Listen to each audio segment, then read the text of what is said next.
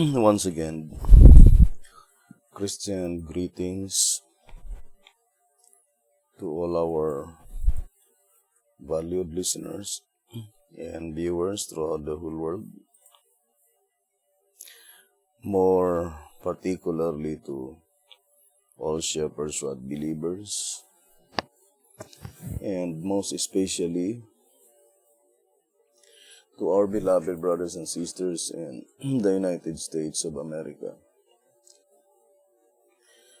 Special greetings to our brethren in Colorado, in PG Island, Mexico, Spain, Africa, United Kingdom, and also to our brethren in Australia.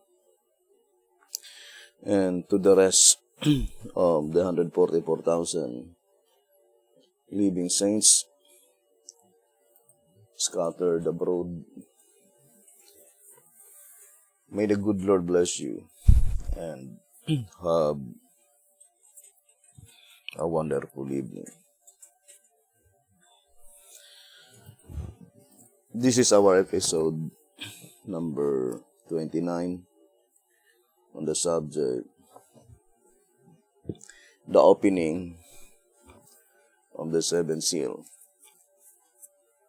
I would like to begin our study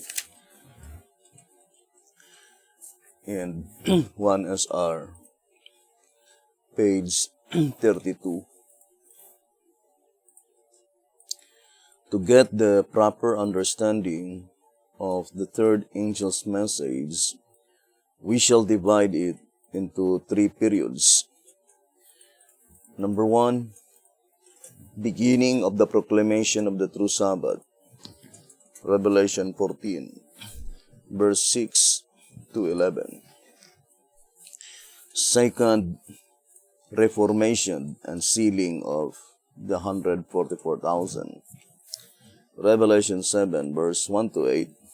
And third, the loud cry, Revelation 18, verse 1. The truth of the sealing, 144,000, being made known, it is evident that we are in the second period. If we had not known the commencement of the third angel's message in its beginning, we would have no message.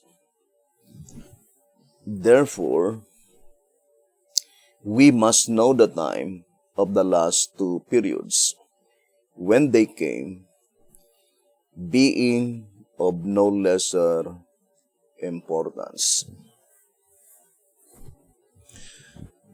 But I would like to focus our attention to the last period, the third period, the loud cry of Revelation 18, verse 1.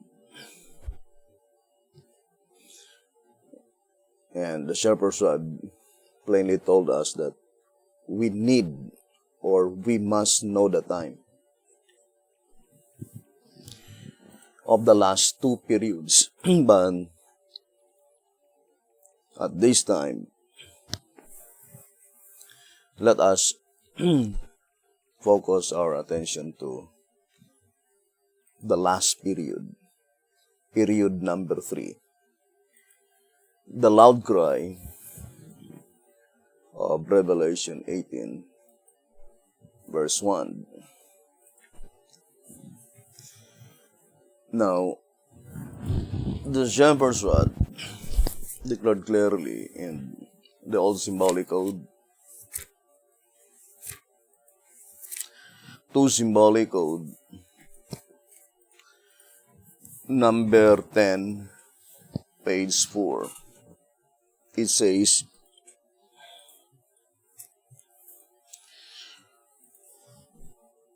2 Symbolic Code, number 10, on page 4.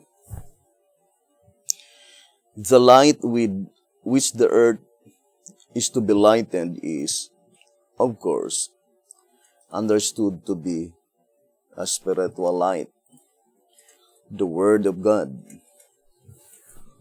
Moreover, it is also understood that the church is to diffuse this great light to the ends of the earth. For in no other way will God reveal the truth to sinful men, and the Gentiles see her righteousness, and all kings her glory. Isaiah 62 verse 2. Consequently, the church from 1844 to the close of provision is divided into two sections: before the loud cry and in the time of the loud cry, the latter of which will, by comparison, be far superior to the former in spirituality. In fact, there is no comparison between the two. Hence, those who cannot tell in which one of these stages the church now is must be in great darkness. So, the voice of inspiration says that the church from 1844 to the close of provision is divided into two sections: the church before the loud cry and the church in the time of the loud cry. And since in the subject, the five distinct calls, the parable in Matthew 20, accordingly, the church in 1844 is the 9th hour church. Then obviously, there will be no other church in the time of the loud cry except the 11th hour church. Now, reading again in tract number 8, page 47 and page 48. Why David a type? Inevitably, because he is the only one who perfectly fits the antitype, the leadership in the time of the loud cry of the third angel's message. This being so, then it necessarily follows that Saul, the first king who reigned over Israel, and who was largely responsible for the early experience of David's life, is a type of the church leadership in the period preceding the loud cry, the leadership which was raised up in 1844, and for the sole purpose of gathering the 144,000, the first fruits of the kingdom. In its case, type perfectly matches the antitype. Track number 8, pages 47 and page 48. So, in that reading, it is plainly declared that the church before the loud cry is represented by antitypical Saul, whereas the church in the time of the loud cry is represented by antitypical David. Now, reading again the statement in the Old Symbolic Code.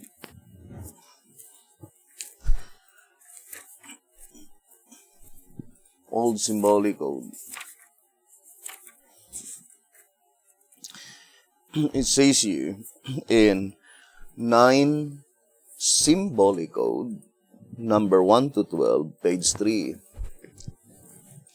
9 symbolic code, number 1 to 12, page 3. It says,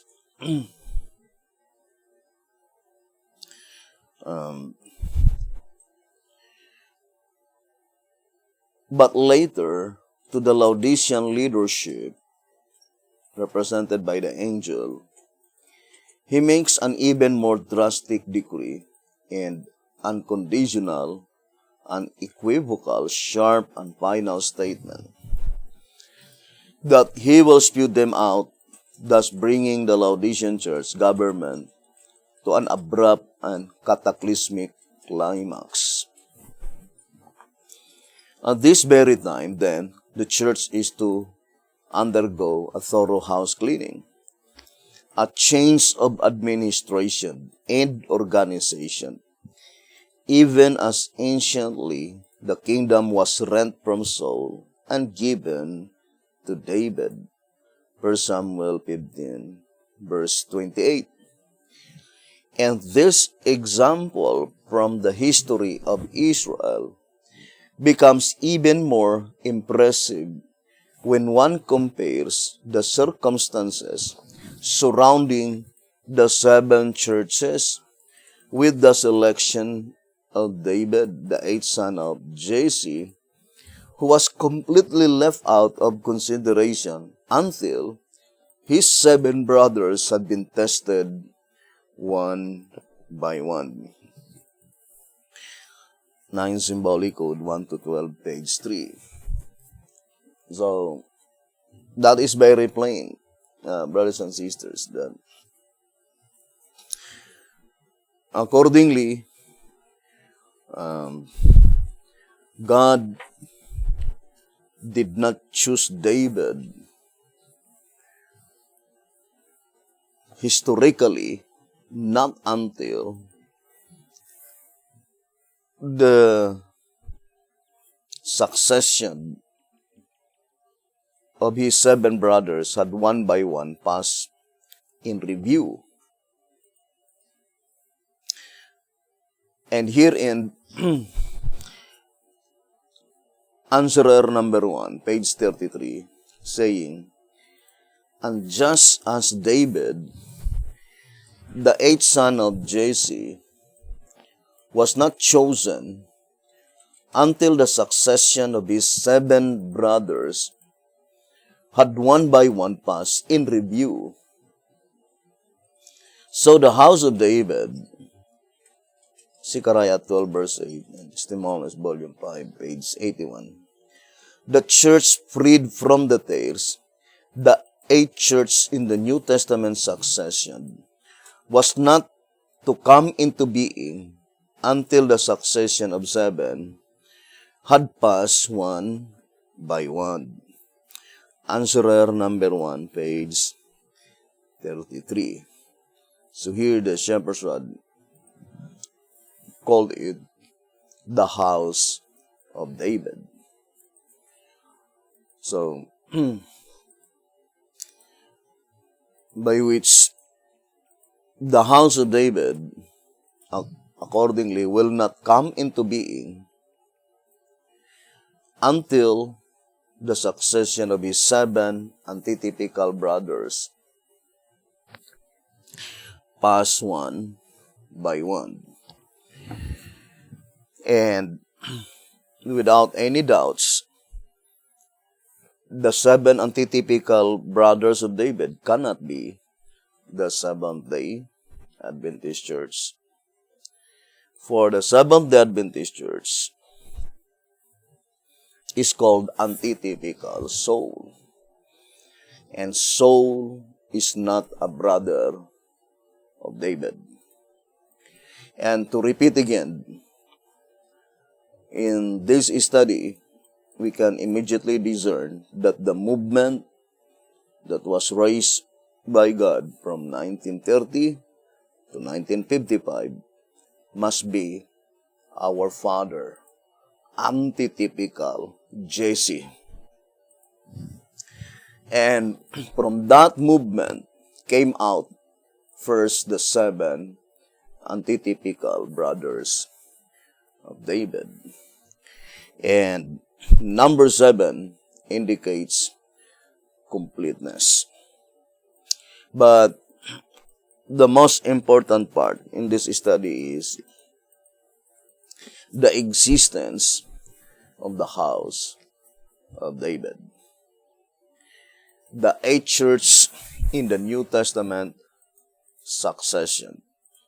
And since the shepherd's rod plainly told us in 2 Symbolic Code, number 10, page 4, that the church from 1844 is divided only into 2 sections, the church before the loud cry and the church in the time of the loud cry. Now, the church before the loud cry is divided into 2 sections. Antitypical soul and the 7 antitypical brothers of David. Antitypical soul is the typical Laodicea, but the 7 antitypical brothers of David is the antitypical Laodicea. What is Laodicea? According to the shepherd's rod, that is 2 Greek words compound together,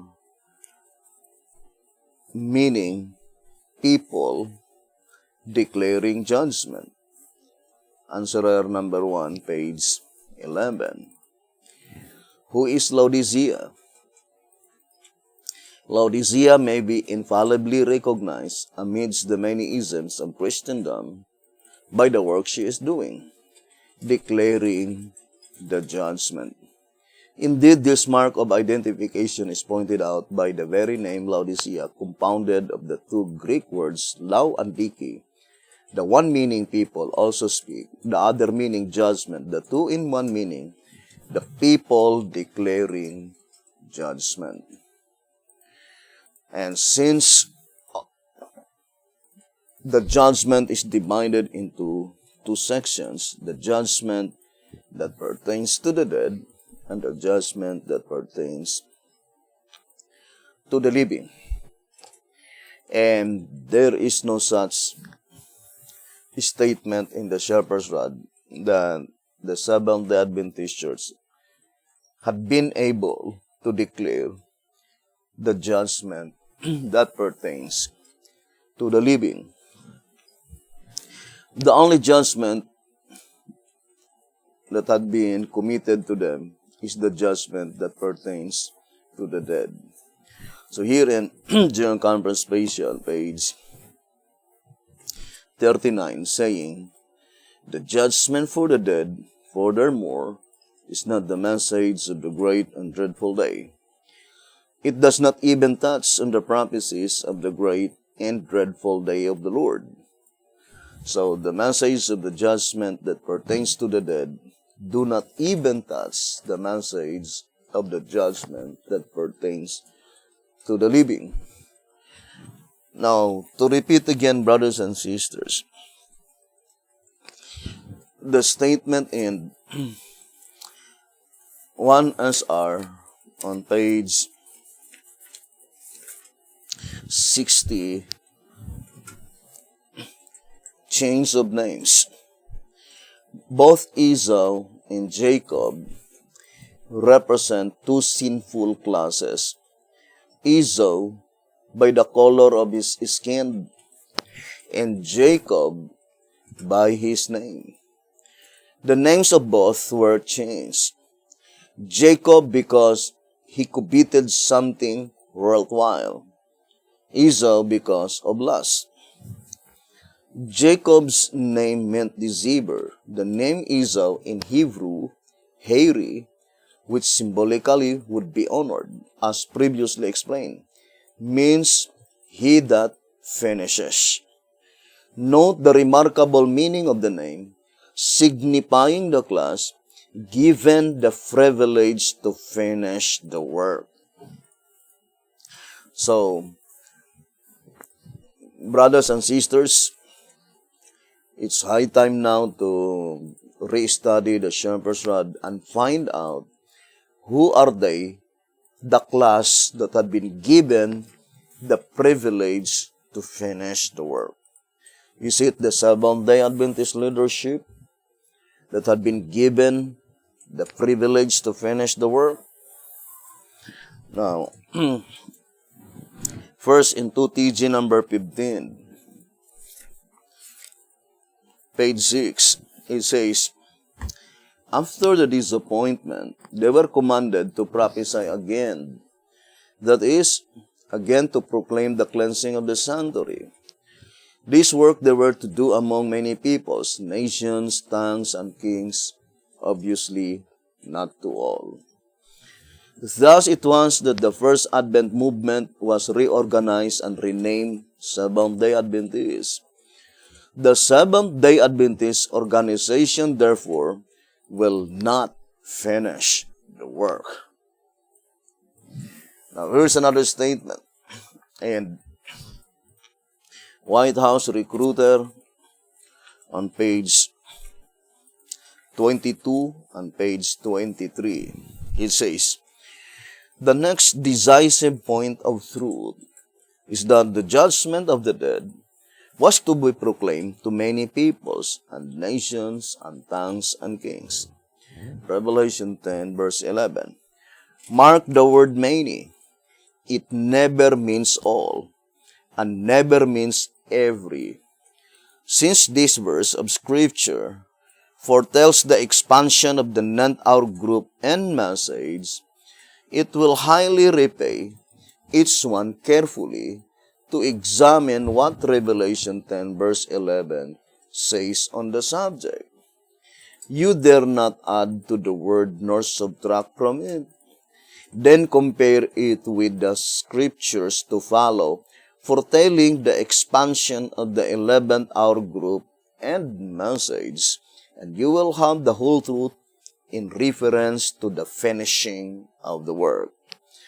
Now that the time has finally come for the Lord to recruit His 11th hour servants, this priceless parable is unfolded, and for the first time, it is plainly seen that whereas the judgment of the dead was to be proclaimed to many nations and people, the judgment of the living is to be proclaimed to all nations and to every people on earth. Here is what inspiration itself says.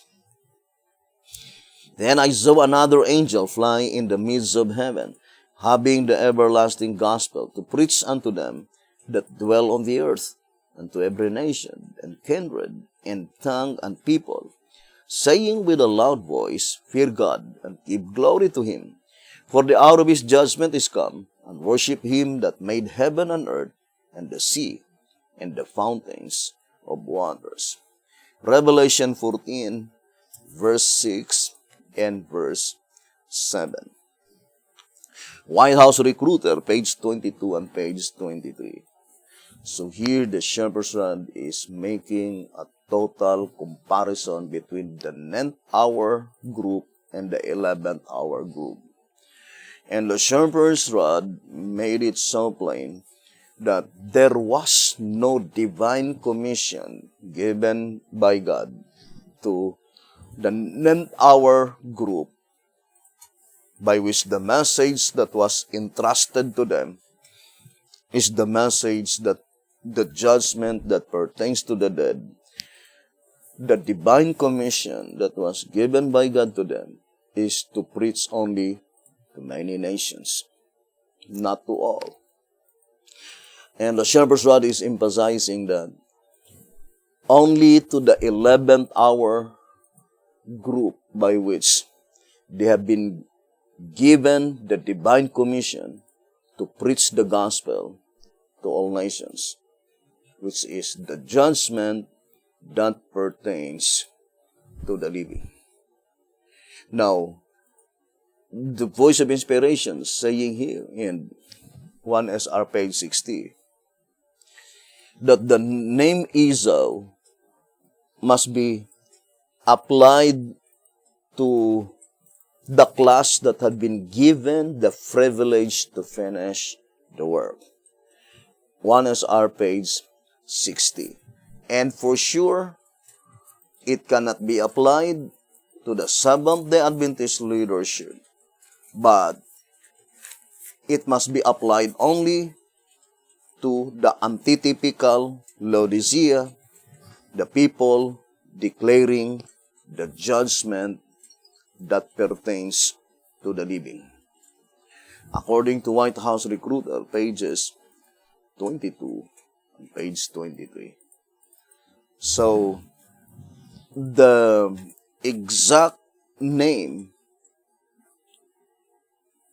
for the typical Laodicea is Edom, because Edom indicates violating health reform or disregard of health reform. Now, I would like to read 1SR 156. The class here are termed Edom. I would like to read 1SR 156. The class here are termed Edom because they have sold their birthright for self-gratification, to satisfy lust, the god of appetite, disregard of health reform. So that name must be applied to the Seventh-day Adventist Church, the Seventh-day Adventist leadership, which is the antitypical soul, which is the typical Laodicean. But the name Esau, by which the meaning of the name, he that finishes, according to 1SR page 60, must be given or signifying the class by which they have been given the privilege to finish the work. Undoubtedly, they must be the 7 antitypical brothers of David. They have been given the privilege to finish the work. Now here in 1TG, let us read number 45. 1TG number 45, page 12. So it says here, the mighty Esau's and the unpretentious Jacob's. 1TG 45 on page 12. It says, we are to study the 66th chapter of Isaiah. In this chapter, the Lord speaks to 2 groups of servants. The servants up to the cleansing of the sanctuary, Daniel 8, verse 14. Up to the judgment for the living, the purification of the church. Testimonies, volume 5, page 80.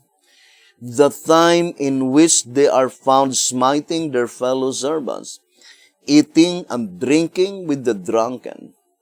The other servants are the servants thereafter, to hear what the Lord has to say to his former servants as the time of the cleansing approaches. We shall begin the study with the first 2 verses of the chapter. That is Isaiah 66, verses 1 and verse 2.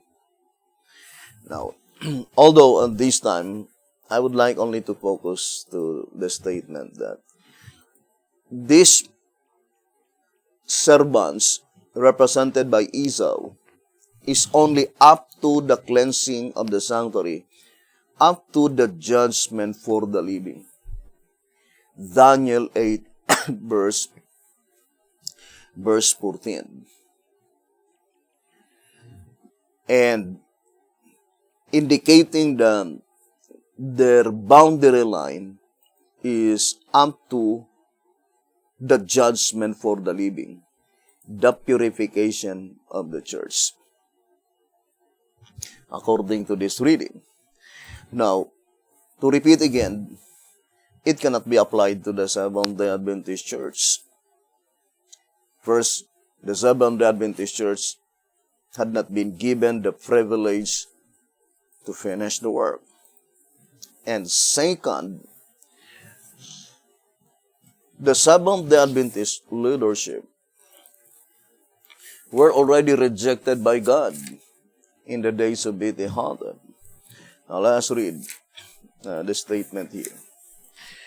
In 2 Symbolic Code, number 10, page 6. 2 Symbolic Code, number 10, page 6. Please explain the following statement from the Shepherd's Rod, Volume 1, page 153. Now to his people, he gives 1 year to make good. The foregoing statement simply means that God limited to the leaders of the Seventh-day Adventist denomination 1 year in which to accept the selling message and to carry it to the church through the instrumentality of the old organization. And that if they still continued after the expiration of this limited period of grace to reject the message, he would spew them out of his mouth. Reject them as his servants, and that now, since this limited period of grace has expired, though they are demoted, if they should accept the message and desire to carry it to the laity, they must humble themselves by working in his appointed way, under messengers of his own choosing. Testimonies to Ministers, page 106. Gospel Workers, page 304. 2 Symbolic Code, number 10, page 6. So that statement is very plain. In 1931, the Seventh-day Adventist Church were already rejected by God as his servants.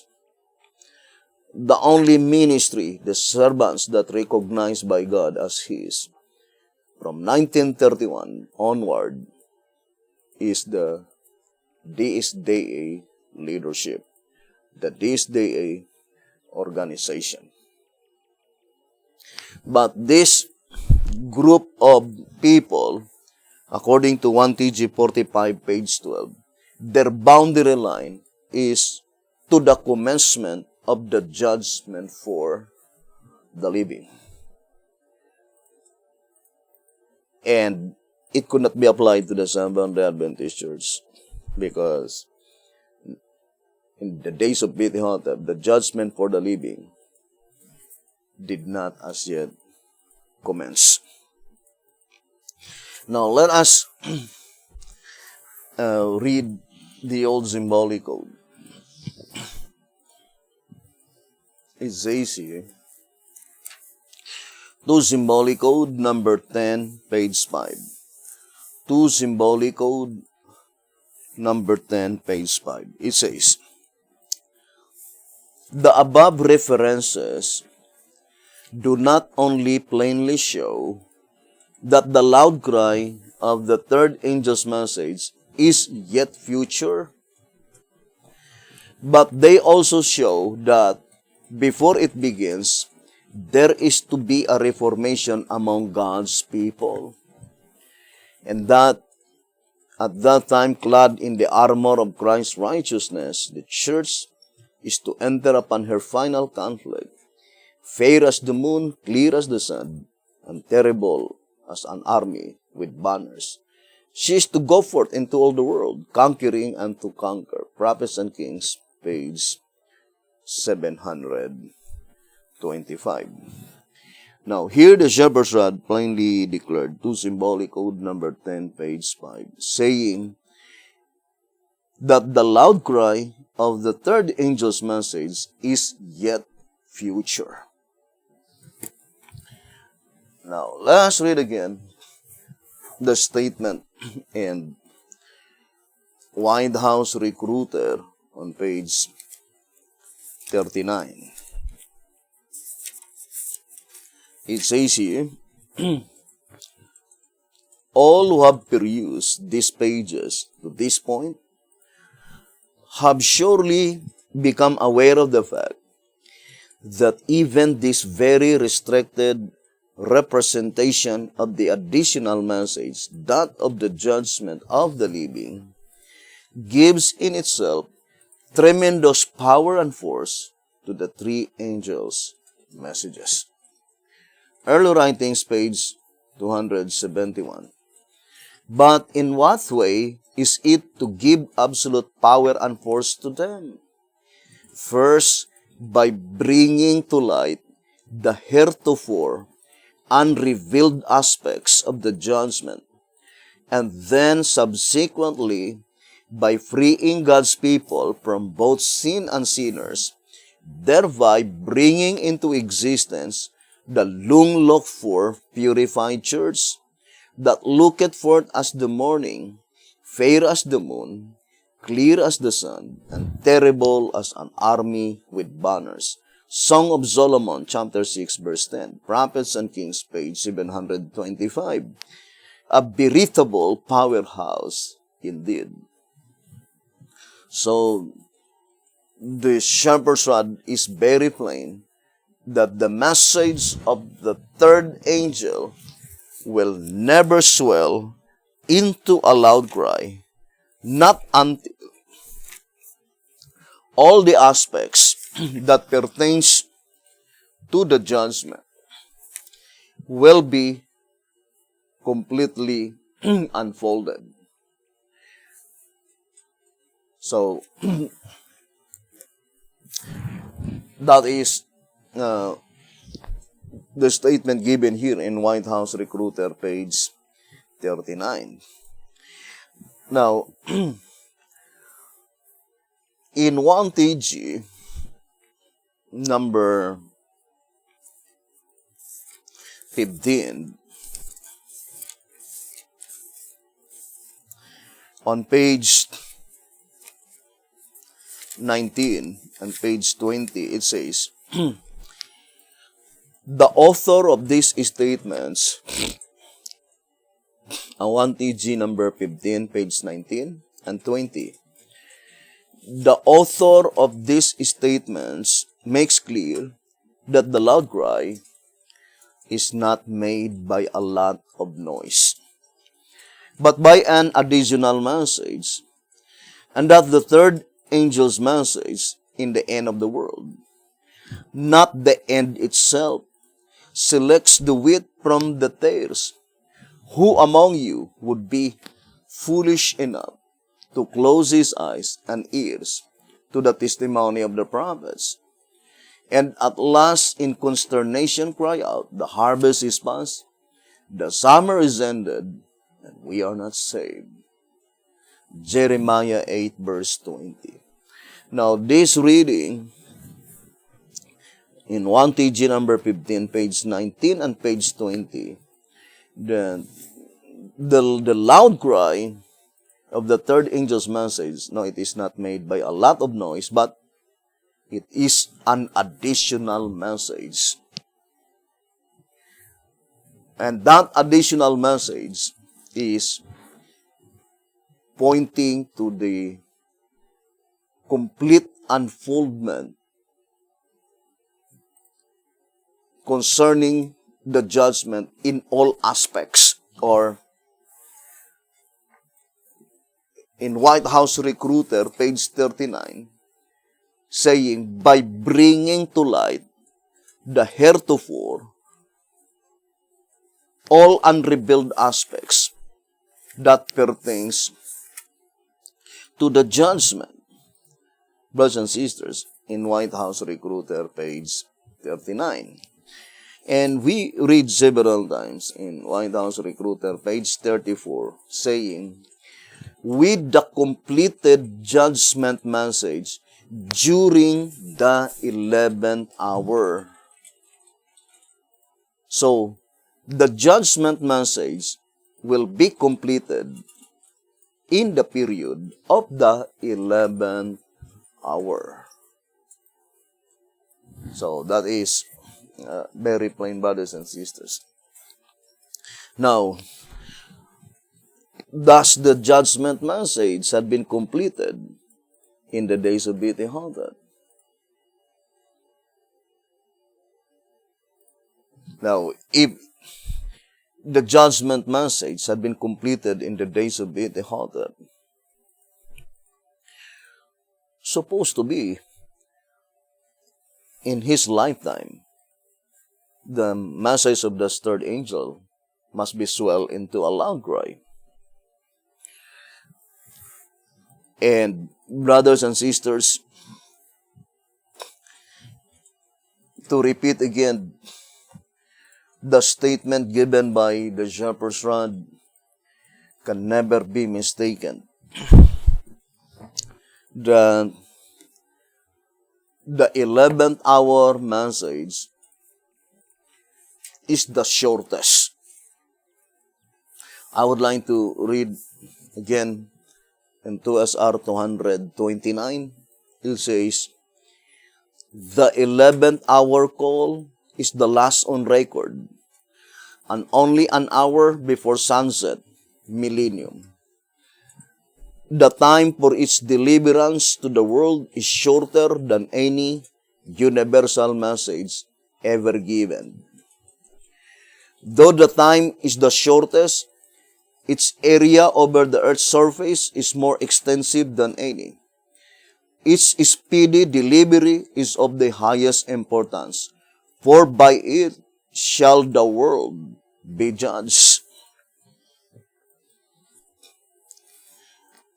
Now, to repeat again, according to the shepherd's rod, among the 5 distinct calls, the 11th hour call is the shortest. And the word shortest is an adjective. Adjective has 3 degrees of comparisons. The first degree is positive degree. What is the positive degree? Short. The second degree is comparative degree. Shorter. But the word shortest is superlative degree. Now, since the shepherd's rod declared clearly that in the 5 distinct calls, the 11th hour call is the shortest, then we already explained that the first call is the Jewish church, then Apostolic church, then we have the Millerites movement and the Seventh-day Adventist church. Among the first 4 calls, it is the Millerites movement, which is the shortest. Beginning from the call of William Miller to the time when the movement ended in October 22, 1844, there are 26 years from 1818 to 1844, or 26 or more than 26 years, or 26 years and 2 months or 3 months. And since the 11th hour call is the shortest, therefore, the 11th hour message and the 11th hour movement, brothers and sisters, must be shorter than the Millerites movement.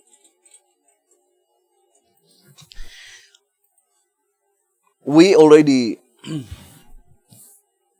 read, brothers and sisters, that the 11th hour call or the 11th hour message, that is the antitypical house of David. Antitypical house of David. Now,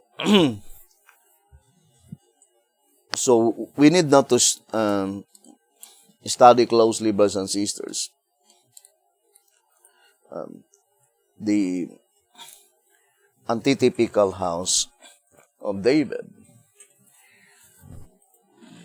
by which the shepherd's rod is very plain then. The 11th hour call is the shortest. And to repeat again, that is one way to recognize the 11th hour call. Because if the movement you belong is already more than 26 years, for sure it cannot be the 11th hour movement from the time it did exist. Because the shepherd's rod already told us that such movement is the shortest. Now, since we already read in answerer number 1, page 33, saying, "And just as David, the 8th son of Jesse, was not chosen until the succession of his 7 brothers had one by one passed in review." And I would like to emphasize the word chosen, meaning it was chosen by God, such movement, to be the depositories of His present truth. The final outpouring of present truth. And God will not choose such movement not until the succession of His 7 brothers had one by one passed. According to answerer number 1, page 33, it says, "So the house of David, the church freed from the tares, the 8th church in the New Testament succession, was not to come into being until the succession of 7 had passed one by one." Answerer number 1, page 33. Now, I would like to read track number 14. On track number 14, page 32. It says here, track number 14 on page 32.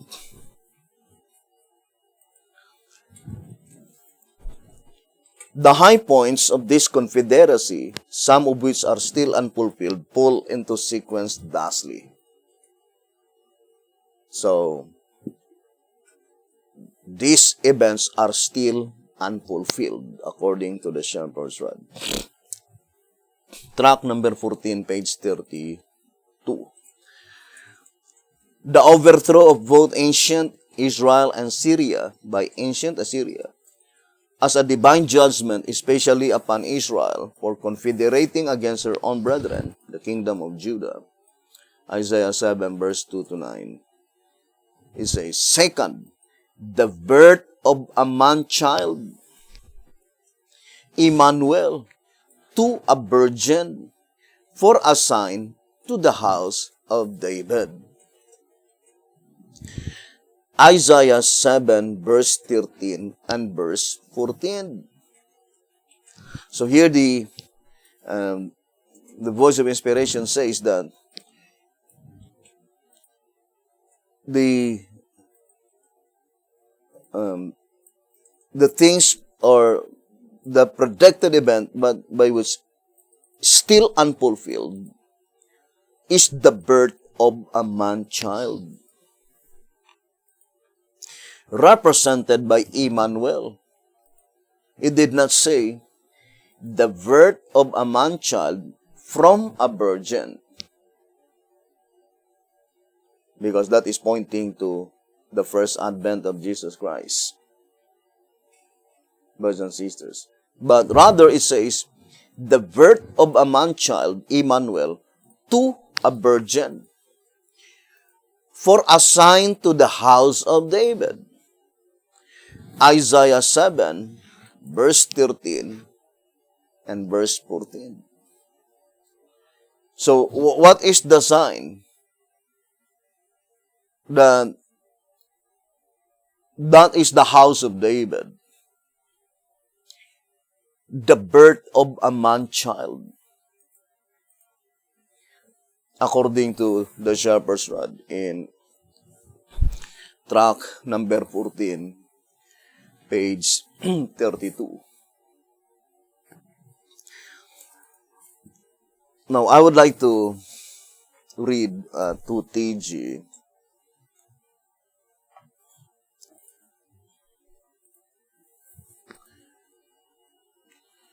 Uh, 2 TG number 16.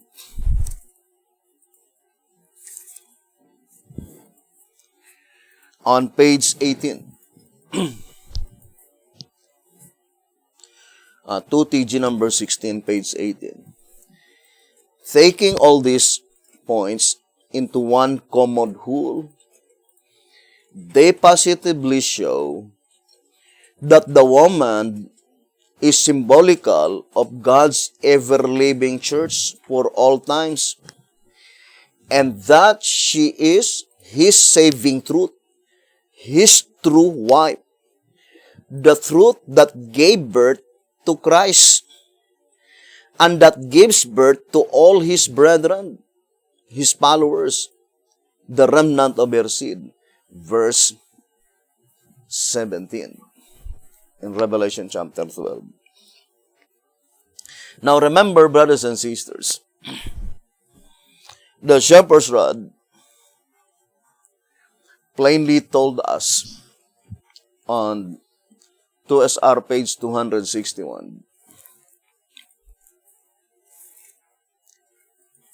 saying, to John was shown the true spiritual church of God in all ages in a symbol of a woman. 2SR 261. It says, to John was shown the true spiritual church of God in all ages in a symbol of a woman. We explained several times that written words can be misconstrued, but symbols cannot.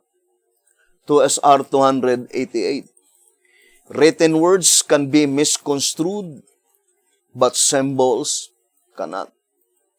Thus making it possible for both learned and unlearned to immediately distinguish the difference between truth and error. So you want to be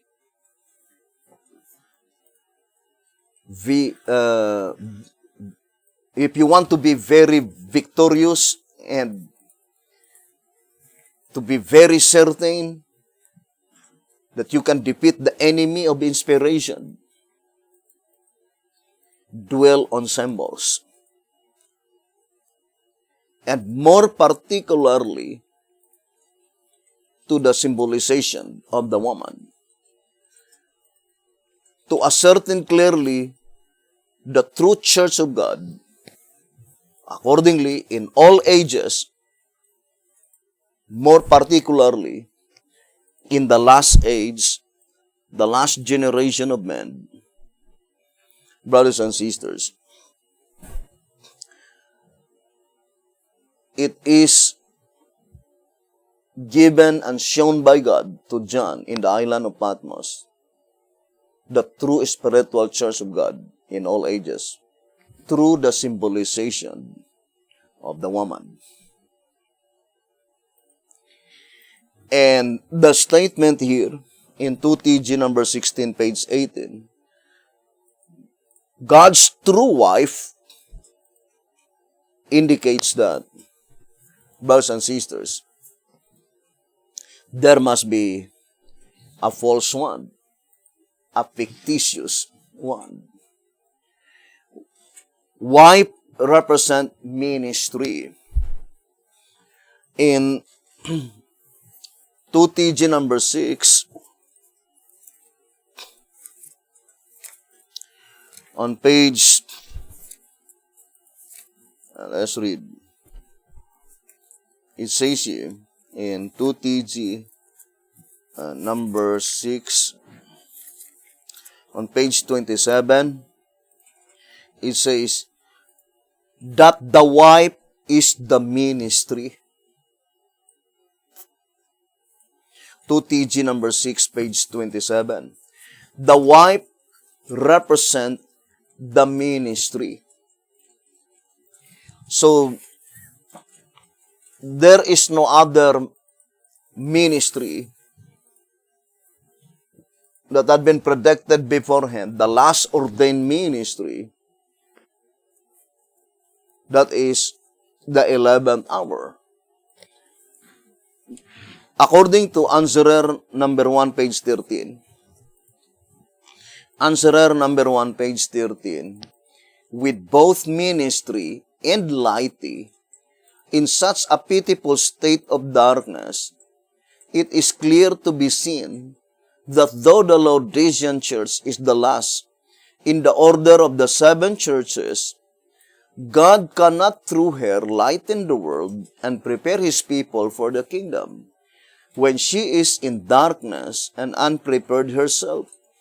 Hence the necessity of a new order, a new ministry, as predicted in Testimonies, Volume 5, page 80, and in Zephaniah 3, verse 11 and 12.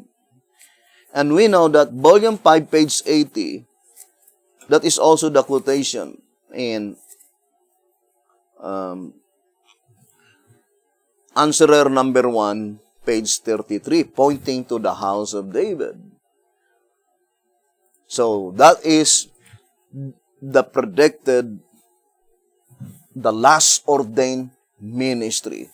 But in order for us to ascertain clearly that that is the true wife, the ministry recognized by God as His, then we need to study it in the symbolization of the woman.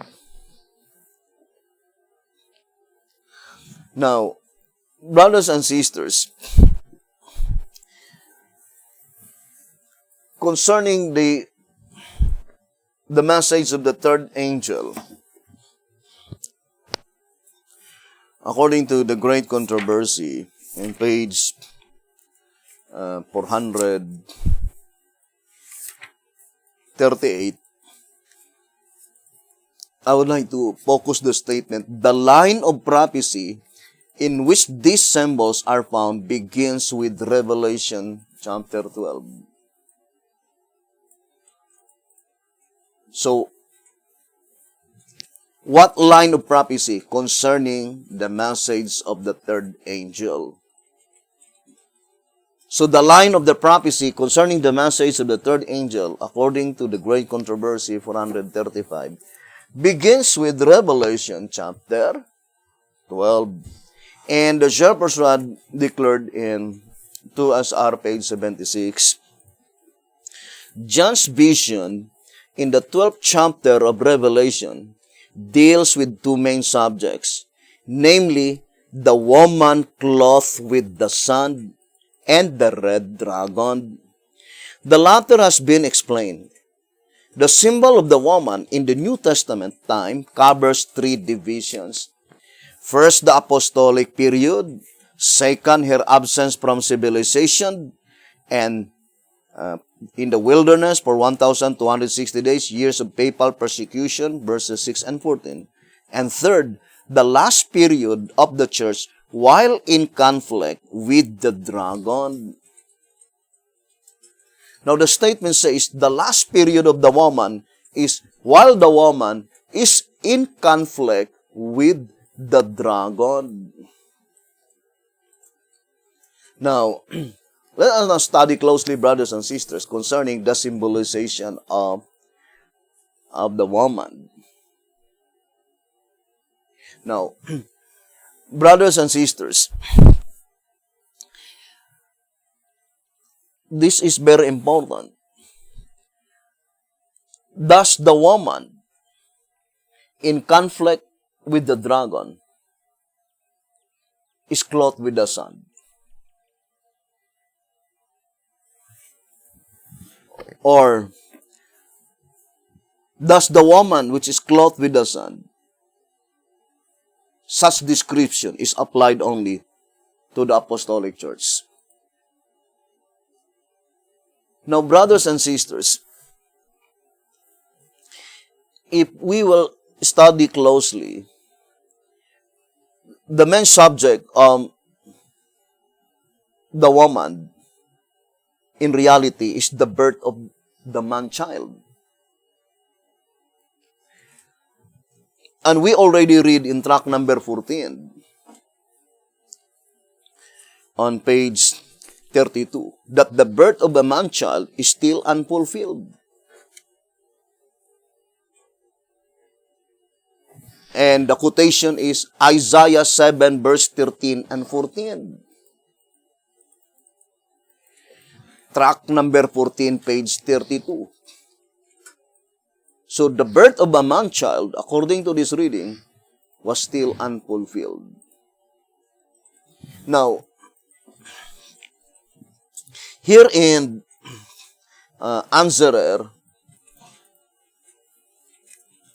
number 2,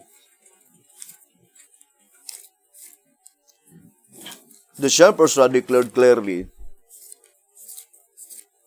the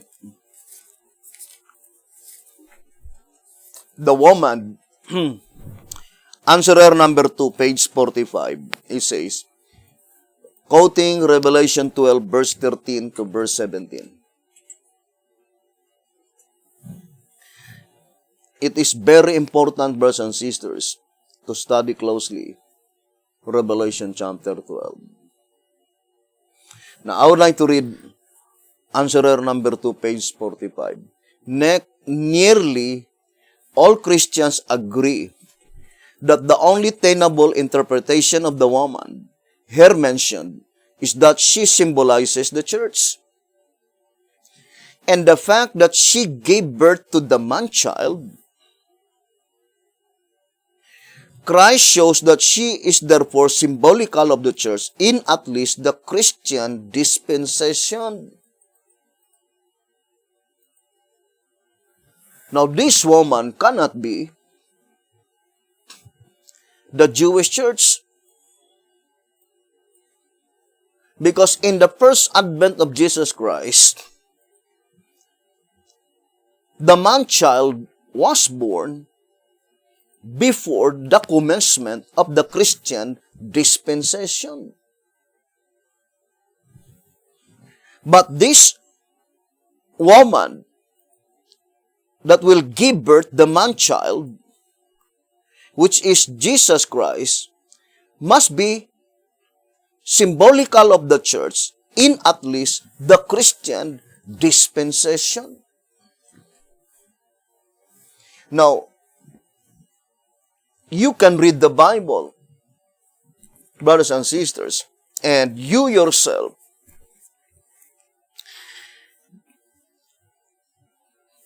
can immediately discern here in verse 13, Revelation 12. And when the dragon saw that he was cast unto the earth, he persecuted the woman which brought forth the man-child. Who is she, the woman that had been persecuted by the dragon? It is the woman that brought forth the man-child. Is that verse been fulfilled on the first advent of Jesus Christ? Who brought forth Jesus Christ? Page 72 in 2SR. Thus it was the Jewish church that brought forth the Son of God and not the Christian or not the apostolic church. Therefore she, the Jewish church, being with child, cried travailing in birth and pain to be delivered. That is, the promise was made to Israel that the Messiah was to be born through the nation by that particular church woman. 2SR, page 72. Who brought forth Jesus Christ? The Jewish church. But the question, does the Jewish church have been persecuted by the dragon? No. Because even before Jesus Christ was born, the Jewish nation were already represented by the 7 heads of the red dragon. According to 2SR on page 69, right? It says, the dragon with his 7 heads and 10 horns, with the crowns on the heads, appeared at the birth of Christ as previously explained and occupies the period parallel with the nondescript beast. And I would like to read the portion. It was the Jewish church that had apostatized, and that is what made the biblical number 7 heads. And the Shepherd's Rod declared clearly in tract number 12, the Christian church had been persecuted by the dragon through the instrumentality of the Jewish church. Tract number 12, page 43. It says, to begin with, we see from this scripture that the woman left her vineyard, homeland, Palestine, and went into the Gentile world after her child was born. That is, in her Christian period, when the dragon persecuted her through the instrumentality of the Jews.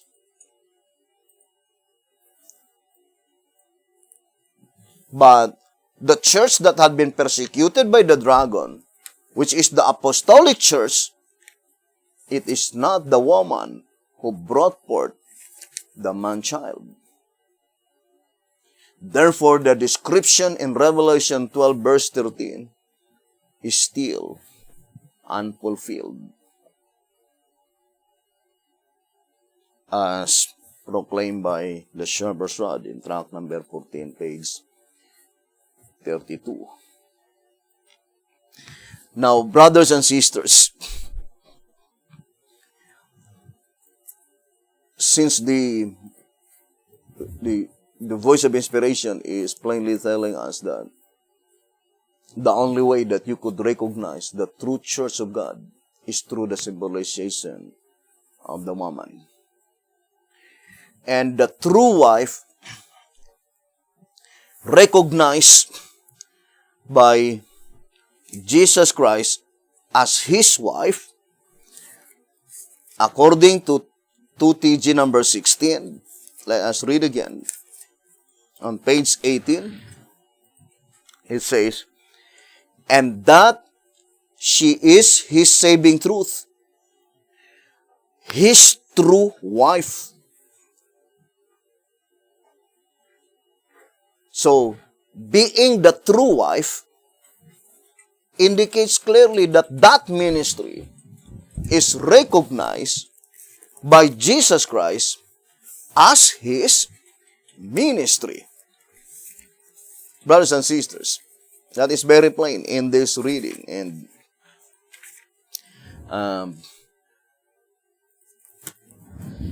2TG number 16 on page 18. And it says, the truth that gave birth to Christ. What does it mean? What does it mean by saying the truth that gave birth to Christ and that gives birth to all His brethren, His followers, the remnant of her seed? Verse 17. Can be easily understood, brothers and sisters, that this ministry, the true wife, the ministry recognized by Jesus Christ as His ministry, must be the ministry by which the truth was entrusted to them concerning the birth of the man-child. And that is why that is still unfulfilled on the first advent of Jesus Christ, because the Jewish church know not of Christ's visitation. They were in total darkness, brothers and sisters.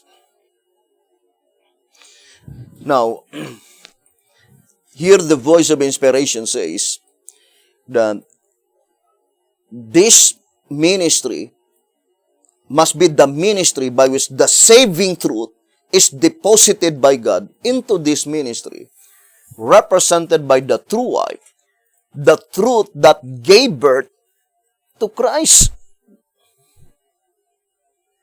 Or in other words, the church by which unto them was committed by God, entrusted by God, all His goods. Now, let us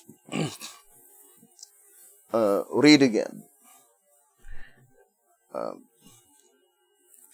the statement in 2SR page 179. It says, "Who then is a faithful and wise servant, whom his Lord hath made ruler over his household, to give them to the world meat in due season," present truth. Verse 45. Note that there is a question as to whom this faithful servant could be. If that people to whom primarily this gospel was committed had been faithful, then the following promise would have been theirs. "Blessed is that servant whom his Lord when he cometh shall find so doing. Verily I say unto you, that he shall make him ruler over all his goods." Verses 46 and 47. The significance of all his goods, first, is the finishing of the gospel. Second, bringing everlasting righteousness. And third, ushering in the kingdom of Christ. What a wonderful promise. So what is the significance of all his goods, brothers and sisters? It is concerning the finishing of the gospel. The statement, brothers and sisters, finishing of the gospel, that is pertaining to the proceedings in the heavenly sanctuary. Now, I would like to read to you here in Consecrated Way to Christian Perfection.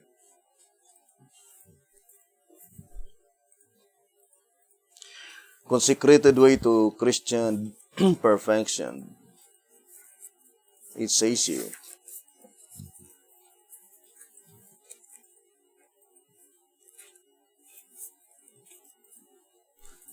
let's read.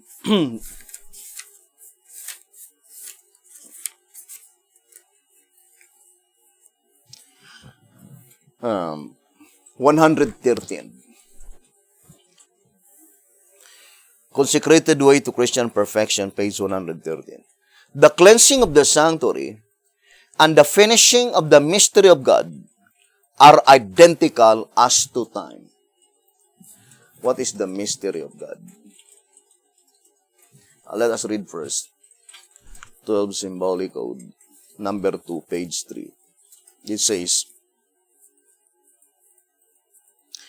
what is the mystery of God? 12 Symbolic Code, number 2, page 3. What is the mystery of God? It is the work of salvation, or the gospel work. So that is the mystery of God. That is the gospel work. And that is one of the significance that God will make him ruler over all his goods. First, what is the finishing of the gospel. And second, bringing everlasting righteousness. And third, ushering in the kingdom of Christ. 2SR page 179.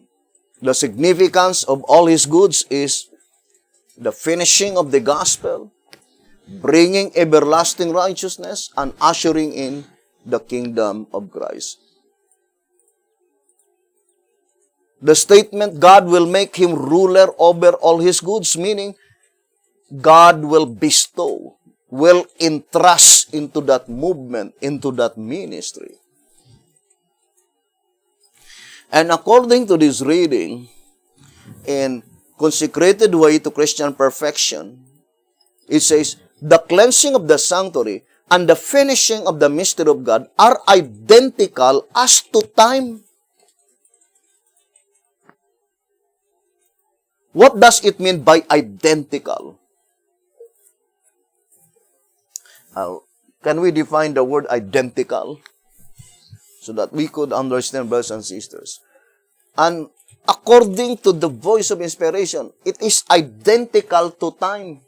Identical. It says, similar in every detail, exactly alike. So, for example, if you will see identical twins, meaning either both male or both female. That's what it means by the word identical, brothers and sisters. Now, let us read again the statement in Consecrated Way to Christian Perfection on page 113. The cleansing of the sanctuary and the finishing of the mystery of God are identical as to time, and are also so closely related as to be practically identical in character and event. So that is very plain, brothers and sisters. The finishing of the mystery of God, the gospel work, and the cleansing of the sanctuary is identical as to time, both in character and in event. Consecrated Way to Christian Perfection, page 113.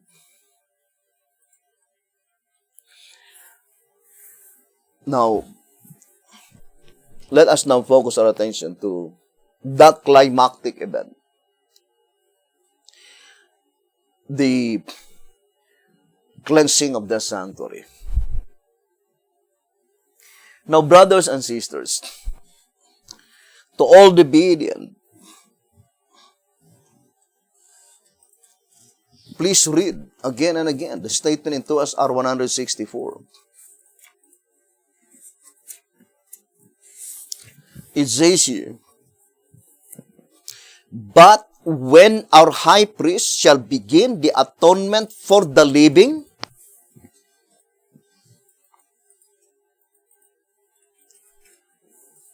we know the word atonement meaning removal. Both apartments, there must be an atonement, as stated in Leviticus 16. As explained by the Great Controversy, right? So, let us read again the statement. The Great Controversy, page 400.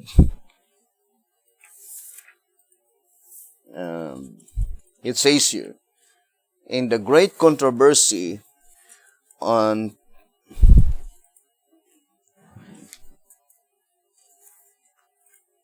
where here the voice of inspiration says that God commanded that both apartments, there must be an atonement. And the quotation is Leviticus 16.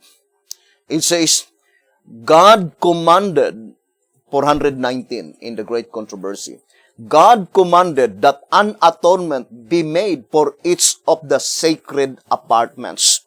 Leviticus 16, verse 16 and 19.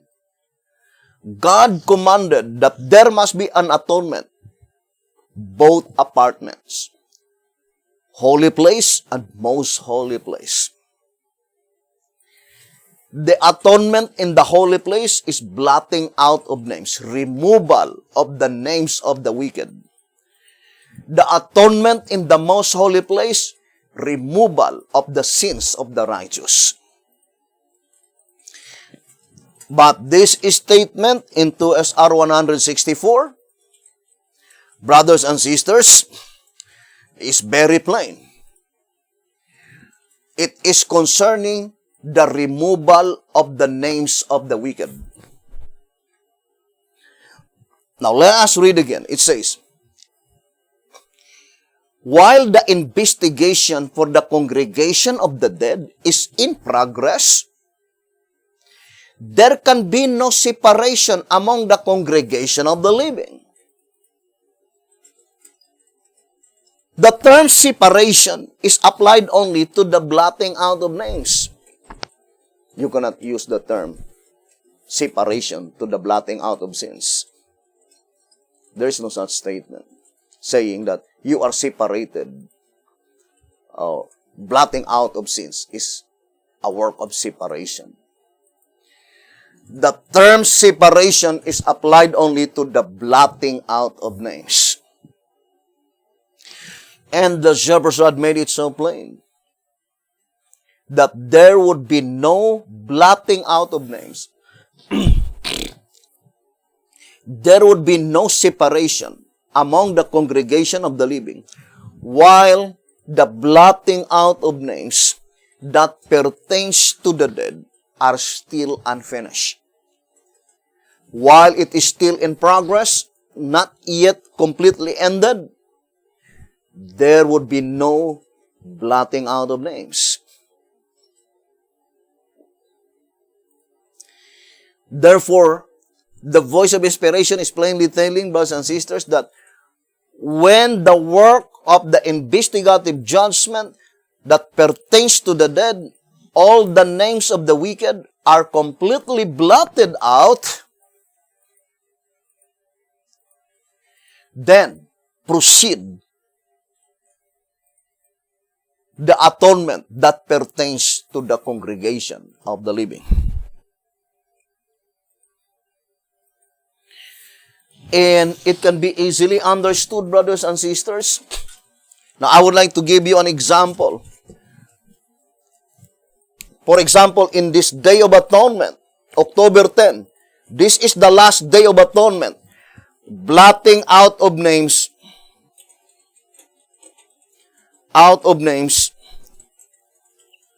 under the dead.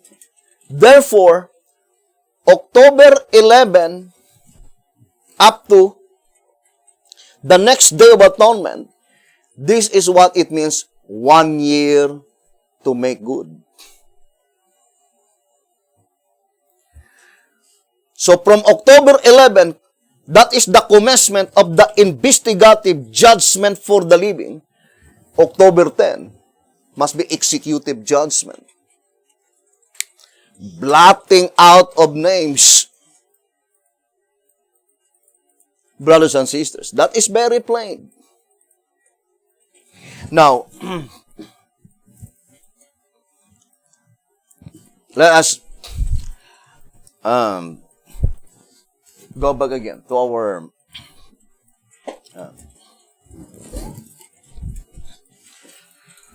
into as our page 100. To as our page 164.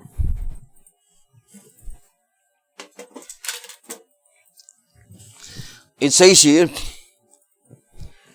but when our high priest shall begin the atonement for the living, there must be a message of present truth.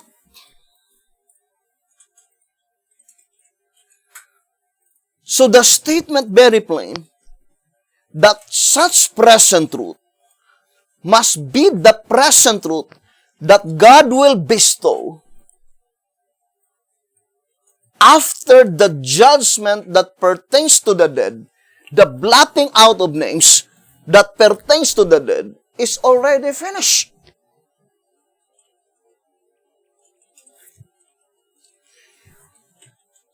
I would like to read this reading, brothers and sisters, in 2SR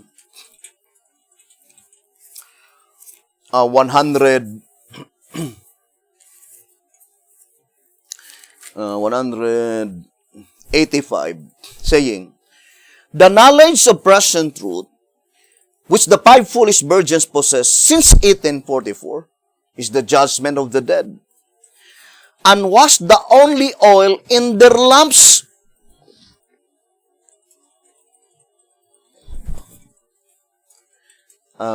Apology, brothers and sisters. Let us now face the reality. What knowledge do we have at this present time concerning the proceedings in the heavenly sanctuary? Is it the only knowledge we have is that Jesus Christ entered to the most holy place in October 22, 1844? And after that, we knew nothing. The progress in the heavenly sanctuary. Think it thoroughly, brothers and sisters, because this statement, the foolish virgins, the only knowledge that they possess since 1844 is the judgment of the dead. But what judgment of the dead? Only the commencement. B.T. Hotep himself declared clearly that he has no knowledge when the judgment that pertains to the dead will close. Let us read. Answerer number 1.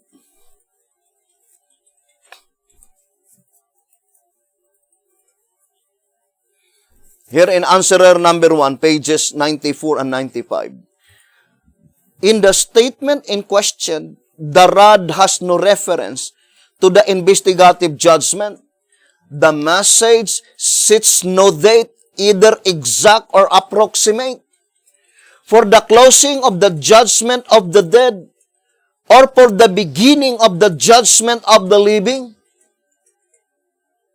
So B.T. Hotep says that they have no knowledge when the judgment of the dead will close and when the judgment of the living will begin, either exact or approximate. Then it says, the time of the cessation of the one event and the beginning of the other is not to be known until the one is past and the other begun. So the shepherds had made it so plain that the way our Almighty God will made known concerning such proceedings, it is after the one is past and the other begun. Or in other words, until the one or until the judgment that pertains to the dead is past and the other begun, which is the judgment that pertains to the living. And the mere fact that it was revealed unto us this year, 2020, for sure, 100%, the judgment, the blotting out of names that pertains to the dead is past, and the judgment for the living is now begun. And we are admonished, according to the voice of inspiration in 2SR 219. It says here, while the judgment for the living is in progress, every sin must be confessed and put away. He who would neglect this great privilege will find himself involved in everlasting ruin, cut off from among his people. Ignoring this most vital subject would not profit us in the least.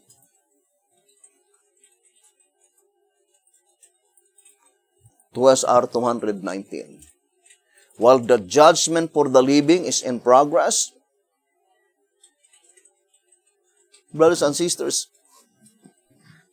We read several times in 2TG number 12, page 29. Saying here in 2TG number 12, page 29, let us read again. It says, John truly penned it as a prophecy. But when it actually takes place, then God's agency on earth, that is God's agency on earth, the spirit of prophecy in the church is to proclaim that the event has actually taken place. It is the spirit of prophecy in the church. And for sure, there are only two churches mentioned here.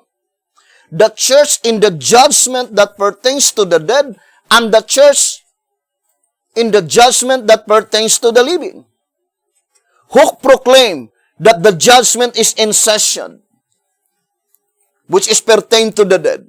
That is the spirit of prophecy in the church, the prophetic gift bestowed by God to Sister White. The Seventh-day Adventist Church is the one who proclaimed that the judgment that pertains to the dead is in session. 3 Symbolic Code, number 2, page 2. 3 Symbolic Code, number 2, page 2. Everyone who takes an active part in proclaiming the message of the investigative judgment becomes, by this very fact, not only a Seventh-day Adventist, but also a member of the Laodicean Church, the very name which Laodicea signifies her work, which is that of making known to the world that the judgment is in session. So that is very plain here in 2TG 1229 and page 30. And then it says, since the records of both the dead and the living must be reviewed by the judicial tribunal, the first angel's message, Revelation 14 verse 6, must be proclaimed in both periods, in the period of the judgment of the dead, and by a loud cry in the period of the judgment of the living. Loud cry. Who will proclaim it? The spirit of prophecy in the church. In the judgment that pertains to the living, it is a loud cry proclamation. That is the house of David.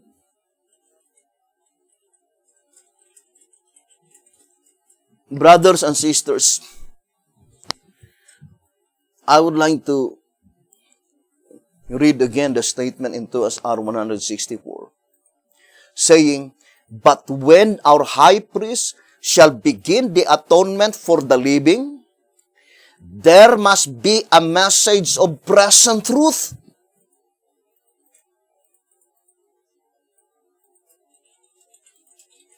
Brothers and sisters, all the saints of God are sealed with present truth in all ages, and whatever that present truth is, that is the seal. 1 SR page 28. Therefore, the statement in answerer number 1, page 90, the final outpouring of the present truth, that is the present truth under the seventh seal.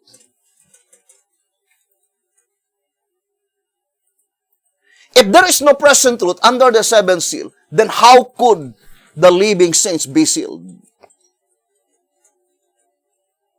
But the message says, before our high priest shall begin the atonement for the living, there must be a message of present truth. And that message of present truth, it says, sounding of the trumpet, urging everyone to lay hold on the lamp of God, which is Jesus Christ, by which only can he in figure come to the sanctuary, confess his sin, and secure his life.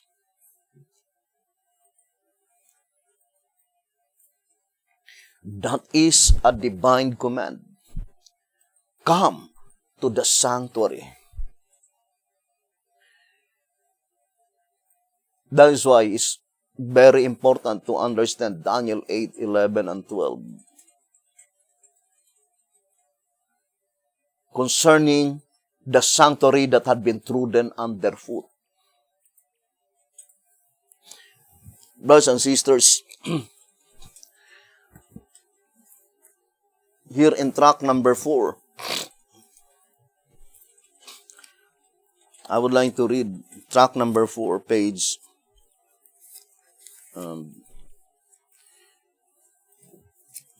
25 and 26. Since these ordinances, her feast days, her Sabbaths, etc., were part of a compacted prophecy of the gospel, a presentation in which were bound up the promises of redemption. And since Hosea's symbolization has brought us into the Christian era, the ceasing of the ordinances therefore typifies Rome supplanting the truth. Daniel also was shown that this was to be accomplished through Rome, the exceeding great horn, which cast down to the ground the truth and the place of his sanctuary, Christ's sanctuary. Daniel 8, verse 12 and 11. What the exceeding great horn did, cast down to the ground. What does it mean by cast down the truth to the ground, to be trodden underfoot? The best illustration is the parable of Jesus Christ in Matthew.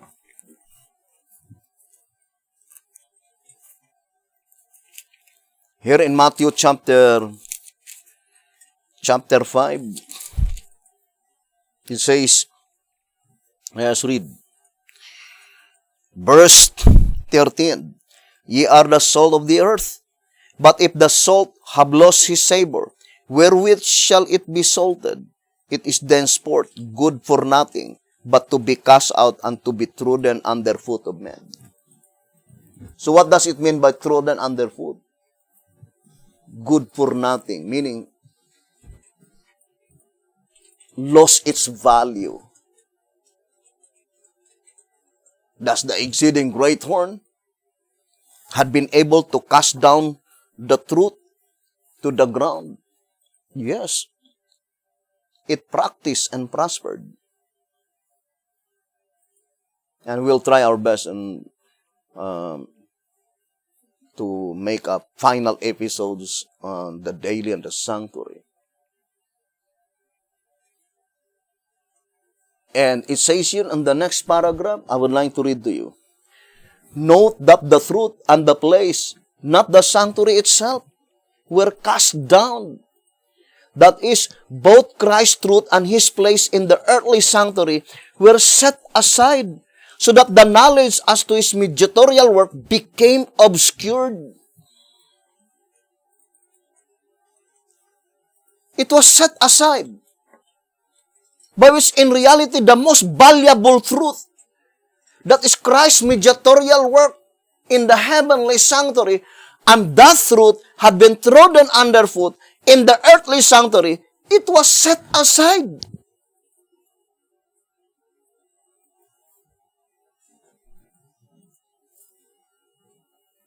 Look at, brothers and sisters, how the devil successfully trodden underfoot. But I would like to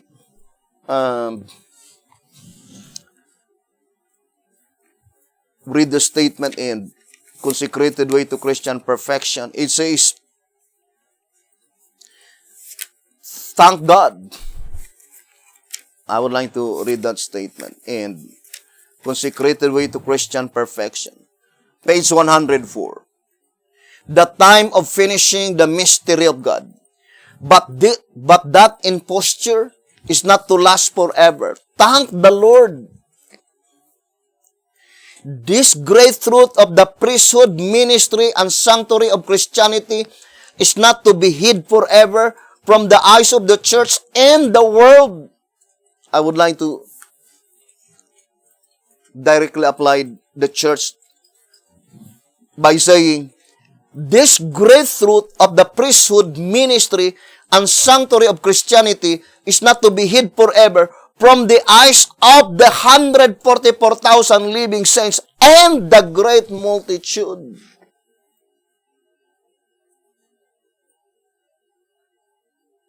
It says, the mystery of iniquity arose, and so hid from the world the mystery of God, that all the world followed its wandering. Revelation 13, verse 3 and 4. But the day comes when the mystery of iniquity shall be exposed, and the mystery of God in its own truth and purity shall shine forth once more, never more to be hid, but to accomplish its great purpose and be completely finished. For it is written that in the days of the voice of the seventh angel, when he shall begin to sound, the mystery of God should be finished, as yet declared to his servants, the prophets. Consecrated Way to Christian Perfection, page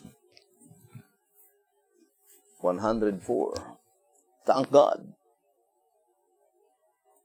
There must be a church by which into that church God will deposit all the knowledge concerning Christ's mediatorial work in the heavenly sanctuary. And that church is the woman represented as being clothed with the Son of righteousness. Brothers and sisters,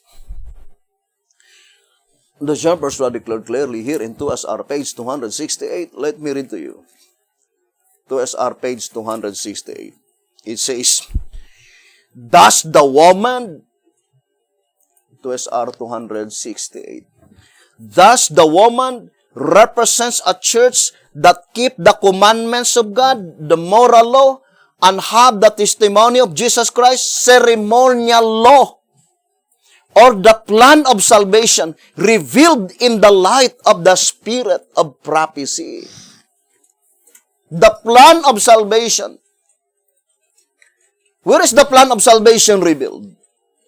2SR 186, 187. In order to make a proper application of the seven seals, we must have a better understanding of the heavenly sanctuary service, its origin, and the object of its existence as taught by the earthly sanctuary built by Moses. Hebrews chapter 8, verse 5.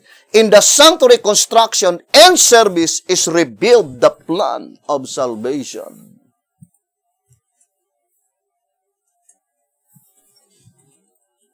Ponder deeply, brothers and sisters. To repeat again, that divine command, come to the sanctuary, is illustrated by a man who discovered and found the pearl of a great price. The pearl of a great price is concerning the complete information concerning the plan of salvation. And I would like to read again the statement here in 2TG number 11.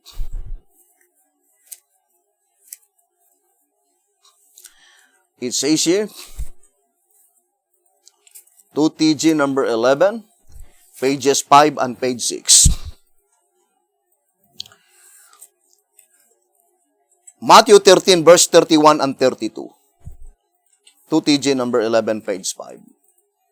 That is concerning the mustard seed.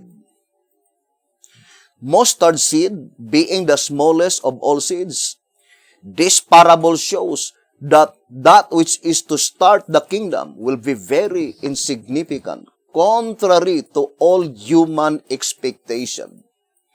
Nevertheless, like the mustard plant becomes the biggest of all herbs, so the kingdom shall grow and become the greatest of all kingdoms. This being contrary to all human planning, it is but natural that those who are like Nicodemus and continue to be ashamed to be identified with something that is unpopular, hated, and insignificant will as a result be left out of the kingdom.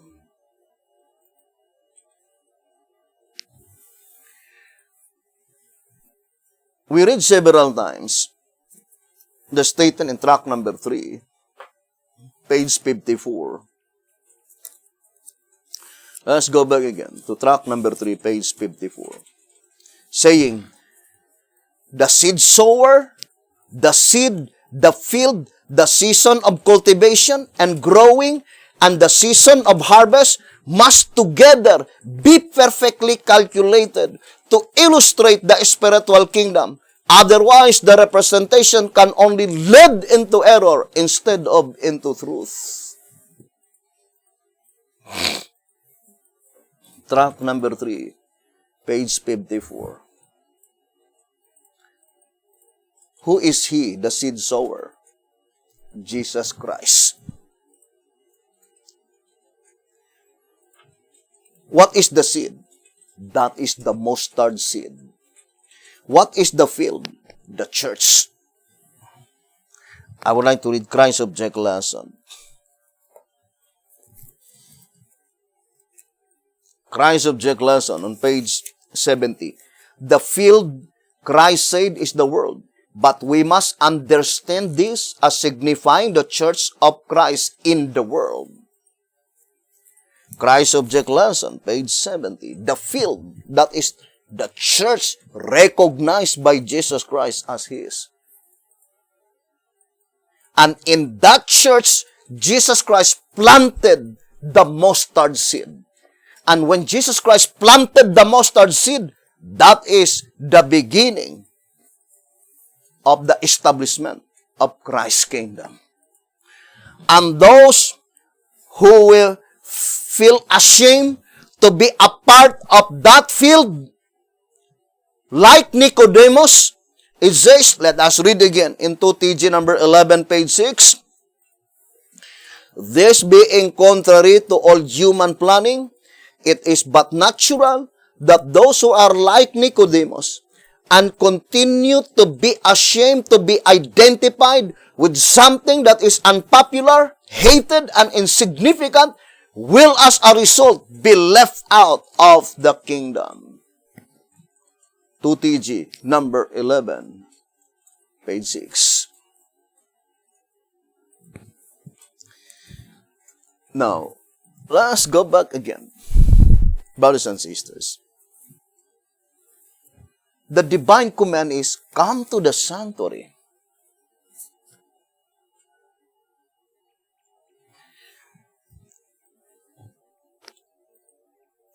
We are living in a time, brothers and sisters, by which God's purpose must be carried out. God's purpose must be fulfilled. Now, I would like to emphasize, according to the Shepherd's Rod in 2SR page 229, it says here, 2SR page 229, the 11th hour call. The 11th hour call is the last on record and only an hour before sunset, millennium. The time for its deliverance to the world is shorter than any universal message ever given. Though the time is the shortest, its area over the earth's surface is more extensive than any. Its speedy delivery is of the highest importance, for by it shall the world be judged. God's servant shall have no time or desire for the chaos of this world. For there is a city prepared for them whose builder and maker is God. As we have just enough time to get ready for translation, we must not let the enemy steal our precious moments. Because the work is so broad, its expansion so vast, and its importance so great, God has inspired modern giants to invent and build speedy equipment to quickly finish His work. And it is pointing to the technology that we have today. That is the appointed medium chosen by God to finish the work. The gospel work. Here's another statement in White House Recruiter, page 36.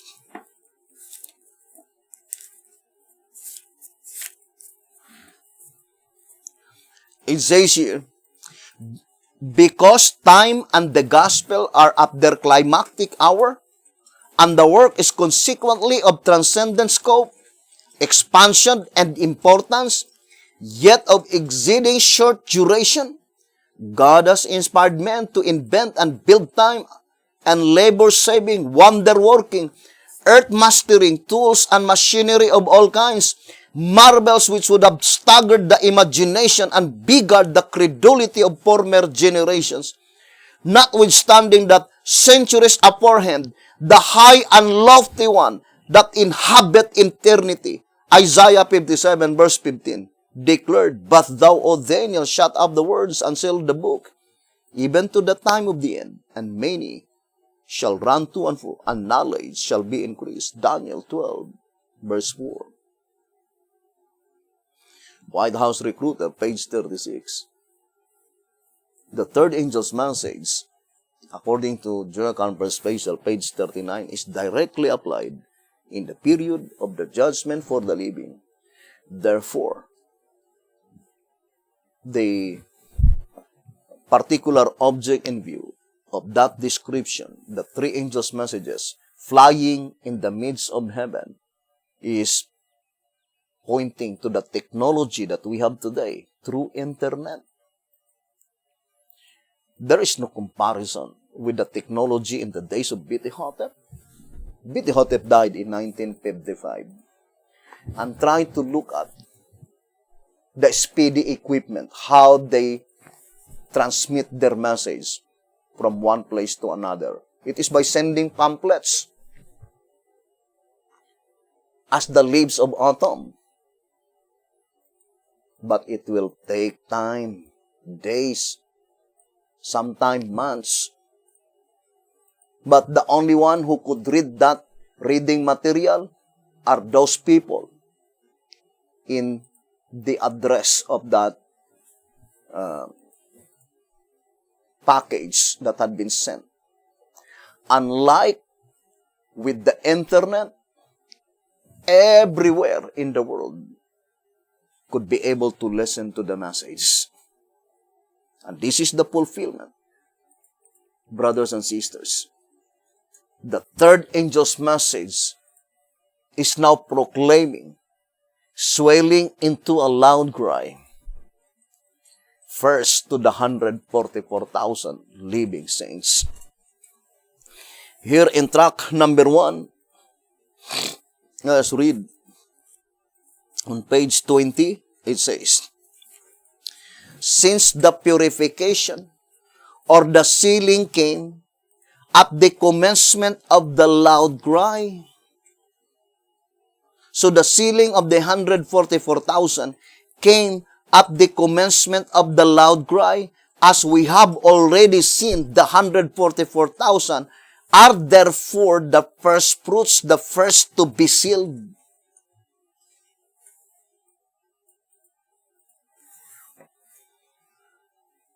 Now let us read again the statement in 2SR page 220. 2SR page 220. It says, the 144,000, 2SR page 220, the 144,000 are sealed before the silence of half an hour, or at the opening of the seal, but they are judged in the period of the 7 seals, in the period of the 7th seal. For the prayers was for all saints, the living. Now, I would like to read again. 2SR 220. The 144,000 are sealed before the silence of half an hour, or at the opening of the seal, but they are judged in the period of the seventh seal. For the prayer was for all saints, the living. What judgment mentioned here? The answer is found in the next paragraph. Now, I would like to read. It says, for the judgment, 2SR 220, for the judgment blotting out the sins is the crowning act in the gospel of Christ. Thus we conclude that when the seal is opened and the judgment for the living begins, we must know it. The Day of Atonement in its type proves the same, for the Israelites were well informed of the event, their duty, and the consequence. Now, I will give you one of the infallible proof. By such infallible proof, brothers and sisters, never to be repeated again. And that is why we call it infallible proof. Let me read to you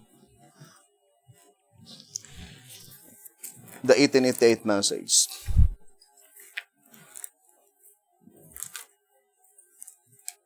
So let's read the statement.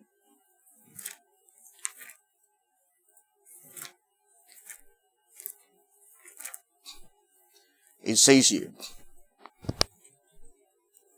or written in the days of William Miller, it says, I am inclined to believe that those who watch for the day and hour will understand both before they arrive.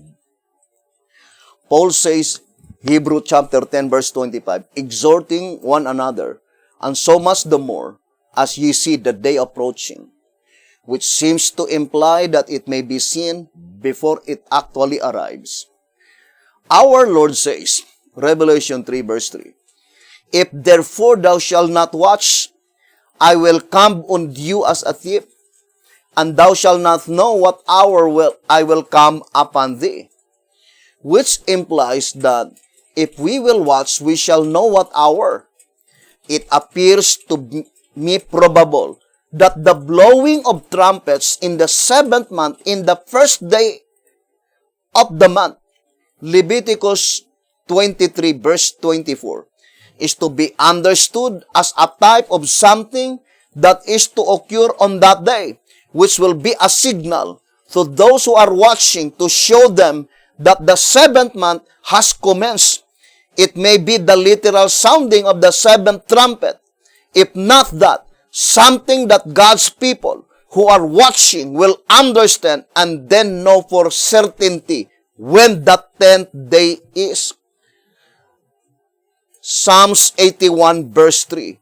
Blow up the trumpet in the new moon, the first day of the seventh month, in the time appointed on our solemn feast day. I think the blowing of trumpets means something that we shall be very soon understand. The Lord help us to stand on our watchtower.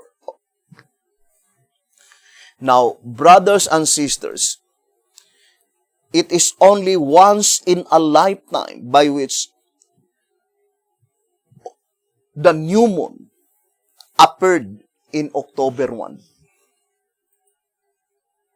Remember, and we will show to you, brothers and sisters, because the statement here is very plain, that accordingly, brothers and sisters, Psalms 81 verse 3, saying, blow up the trumpet in the new moon. That is very plain in the Bible. It did not say, blow up the trumpet in a new moon. But with definite article, blow up the trumpet in the new moon, the first day of the 7th month, in the time appointed. And we will prove to you, brothers and sisters, that no, it is only once in a lifetime that October 1 or the new moon appeared on October 1, the first day of the 7th month. Now, for example, in 1844, let us look at that historical event. 1844, in the month of October.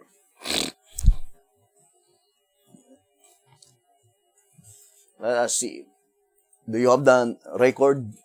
New moon. I think we have that.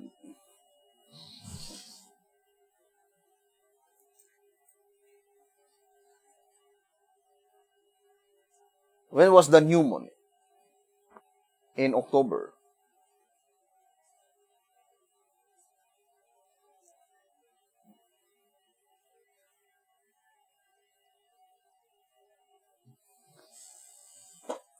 It is in October 11. Now, in 1844, the new moon appeared on October 11. And this is the only sign by which God's people observed. They did not know, in reality, the Bible calendar. The Bible calendar was not yet established in their days. But the sign that was given by God, that the new moon appeared in October 11, then we will count, right? 12,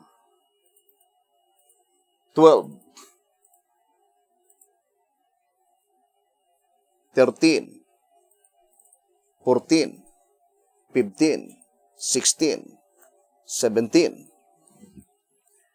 18, 19, 20, 21, 22.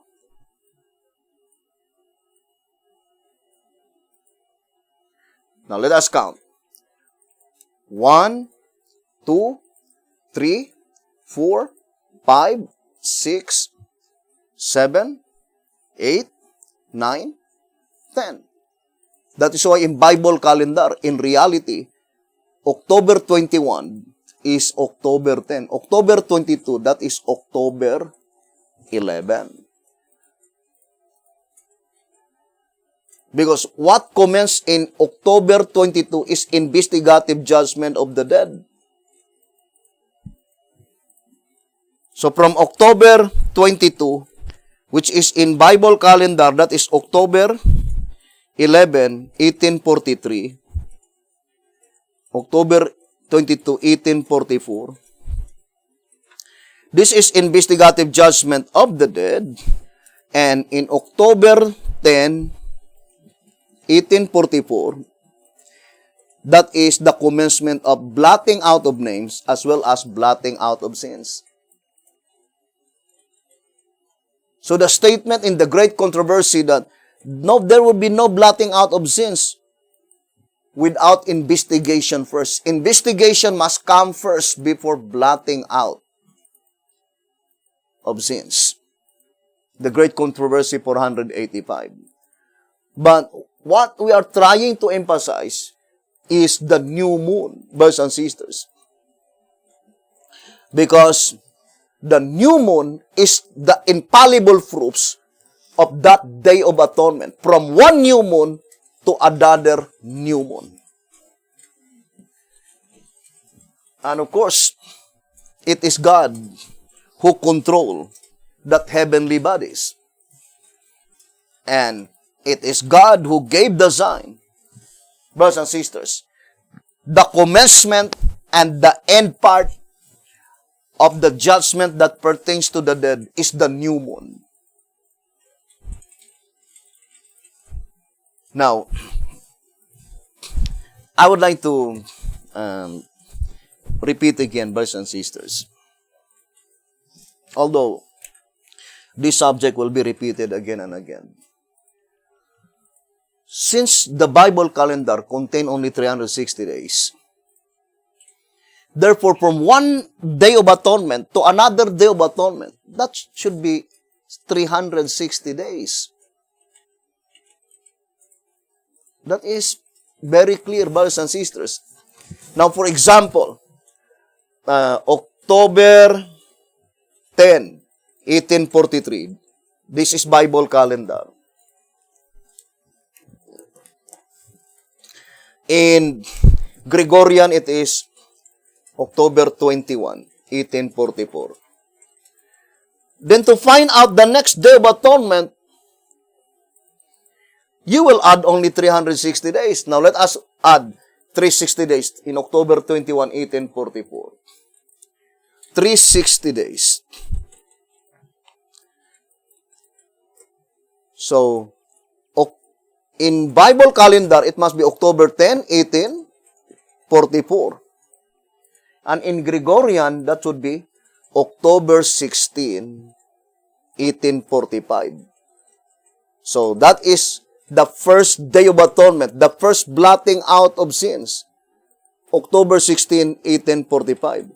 And in Bible calendar, that is October 10, 1844. Now, let us find out, when was the new moon in 1845, October? The new moon.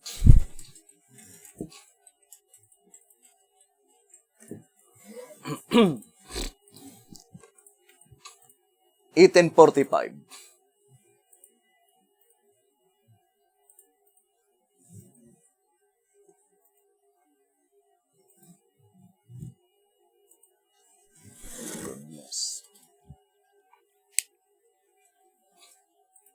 When was the new moon?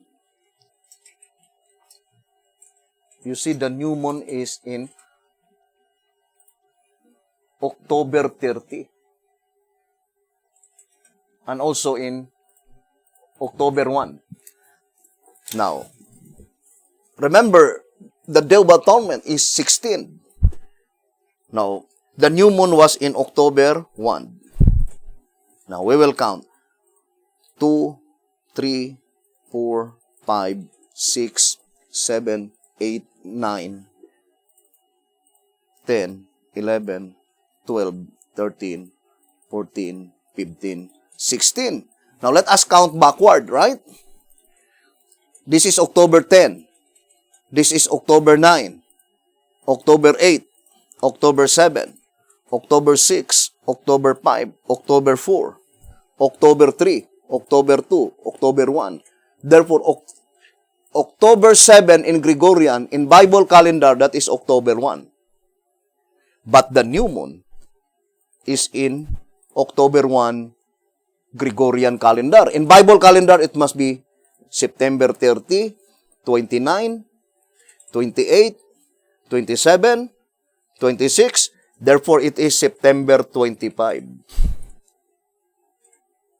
And as far as the history is thus concerned, brothers and sisters, it was only in 2020.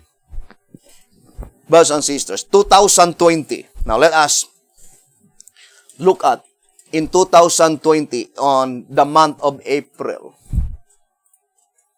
I think beginning on March. 2020. We will show to you.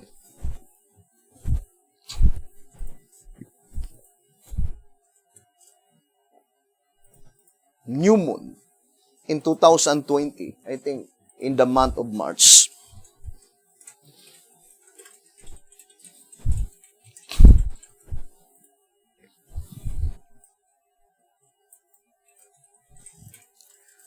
So, when was the new moon in 2020? March 24, right? March 24. So that is the new moon. Now, look at brothers and sisters. March 24. March 24. New moon. Right? Then, we'll count. 25, 26, 27, 28, 29, 30, 31, then 1, then 2.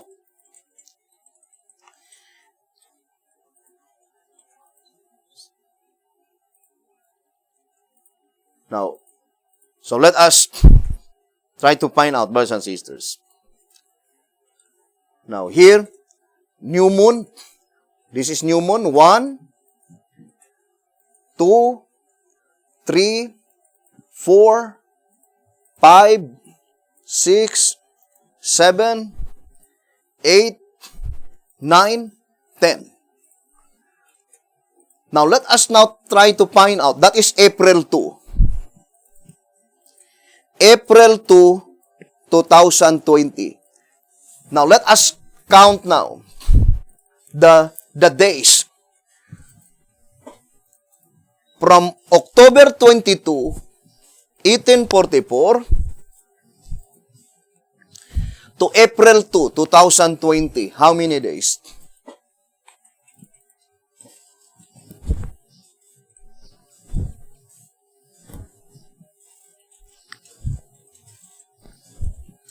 October 22,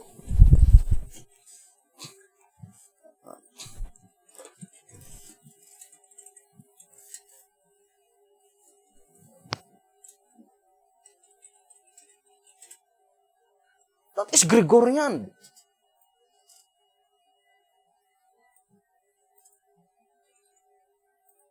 October 22, 1844 to April 2, 2020.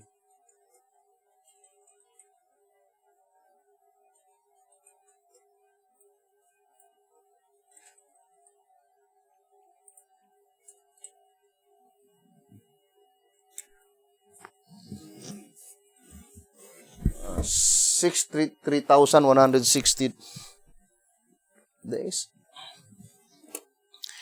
63,160 divided.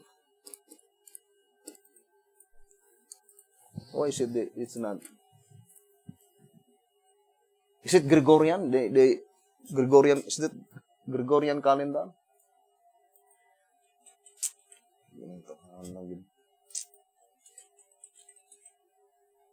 So that should be.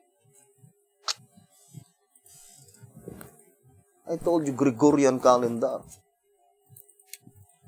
So from October 22, 1844, to April 2, 2020, that is exactly 64,080 days. Exactly 178 years, because if you will divide 64,080 days divided 360 equals 178 years. So by counting through Bible calendar 360 days every year, we can rest assured that April 2, 2020 is the Day of Atonement. And within that 178 years, never been happen that October 1 is the new moon. Only in 1844 and in 2020. Why? Because that is the absolute sign given by God, the infallible proof that the cleansing of the sanctuary, the sign is the new moon, and concerning the blotting out of names that pertains to the dead. Therefore, the end part, when that cleansing of the sanctuary, blotting out of names that pertains to the dead, must also be the new moon. According to the spirit of prophecy. It is God who will control, brothers and sisters, the appearance of the new moon. And from 2020 onward, you will count thousands of years before it will repeat again. It will never be repeated again.